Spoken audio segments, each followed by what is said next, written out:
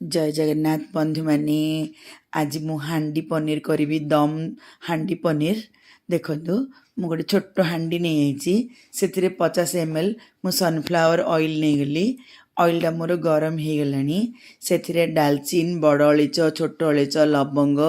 गोलमरीच अनासी फूल आ जावित्री आउ जायफल गोटे छोट खंडड़ी मुझे सोरिष गोटे चामच देदेली जीरा गोटे चामच देदेली ए सब मसला टिके भाजी हो जीरा सोरिष फुटीज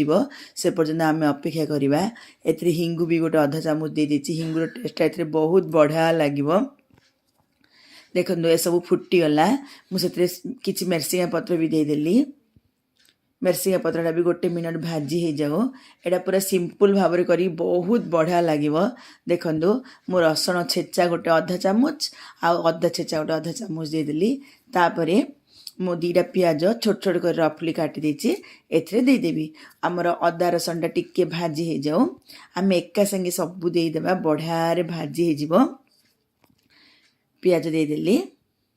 तापर टिके समय आम घांटी देबा बेसी भाजंदुनी नॉर्मल भाजंदु पोड़ंतुनी मु टिके समय ताको खरड़ी देली तापरे मु टमाटर 3टा प्यूरी कर देछि सेथरे दे दोछि छोट छोट टमाटर 3टा आपण यदि बड़ टमाटर हेतले कम करि परिबे आमे तापरे मसला देबा हळदी गुंड गोटे आधा चामच मु दे देली गरम मसला गुंड गोटे चामच दे देछि किछि कस्तूरी मेथी एथरे दे देबी मु कस्तूरी मेथीर टेस्ट एथरे बहुत बढ़िया लागिवो तापरे धनिया गुंड भी गोटे चामच दे देबी मु लंका गुंड दे देली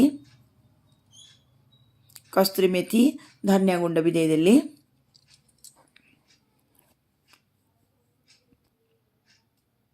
ताकू मुझे भल भाव घांटी दूसरी तल आड़ पोड़ी आम मसला भी कषि हो ए सब मसला अदा रसुण बटा सहित पियाज सहित भल भाव कषि हो जाऊ एटा मु देसी स्टाइल रे करछि किंतु बहुत बढ़िया लगे आपण एमती करंतु थरे केमिति लागिला मते निश्चित भाव कमेंट करेंगे देखो मसला सब भाजी तेल अलग होगला ए स्टेज रे मु 300 ग्राम पनीर नहीं छोट छोट कर क्यूब कर काटी से दे दूची मसला तो भाजी जाइए तापर पनीर देदेली मु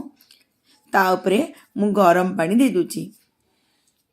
आपण गरम पानी देले हबो ठंडा पानी देले हबो किंतु मु गरम पानी दे दूची गरम पानी दे सरला परे मु एथरे स्वाद अनुसार लूण दे देबी स्वाद अनुसार लूण देकी ता ऊपर गोटे प्लेट कवर करिकी तार साइड आड़ सब क्लोज कर देबी दम दे देबी आपण एपरी थरे करंतु केमिति लागिला मते कमेंट करेंगे बहुत बढ़िया लगे बहुत डिफरेंस टाइप लगे आपण कड़े रे कले अलग लगे हांडी रे कले अलग लगे मु अट्टा जो नॉर्मल अट्टाटा से दली देछि चारिआडू क्लोज कर दूची एपरी क्लोज करिकी सीम ठू टिके अधिक नहले सीम रे आपण गोटे 10 मिनट बसई देबे तार स्मेल गुड़ाक बहुत बढ़िया लगे तरकारीटा बढ़िया लगे आप रुटी सहित भात सहित नॉन सहित पटा सहित जा सहित भी खातु बहुत बढ़िया लगे मु 10 मिनट अपेक्षा कली 10 मिनट हो गला बर्तमान आमर तरकारीटा हो गलानी देखो मु साइड आड़ जो अट्टा जगह देछि सेगुड़ा बाहर कर दूची तापरे मु तरकारीटा खोलबी आकु कहउछन्ती दम हांडी पनीर देखो केते सुंदर भाव रे केते बढ़िया रे हेछि आपन भल लगे निश्चित भाव कमेंट करेंगे सांग मान भितर शेयर करदे आपड़ जब यूट्यूब रे नुआ देखुए मो साइड थे बेल आइकन टाक दबे देवे मो चैनल सब्सक्राइब हो आप फेसबुक रे देखुए फॉलो टाक टिके प्लीज दबे दिंतु फॉलोइंग हो केते सुंदर हो गला मुझे टिके धनिया पत्र दे दूची आप निश्चित भाव में एमती करूँ कौन सी होटल डाबा कौन सी रेस्टोरेंट टू किसी कम लगनी बहुत बढ़िया हम बहुत टेस्ट लगे मुझे को नॉन सहित खाइबी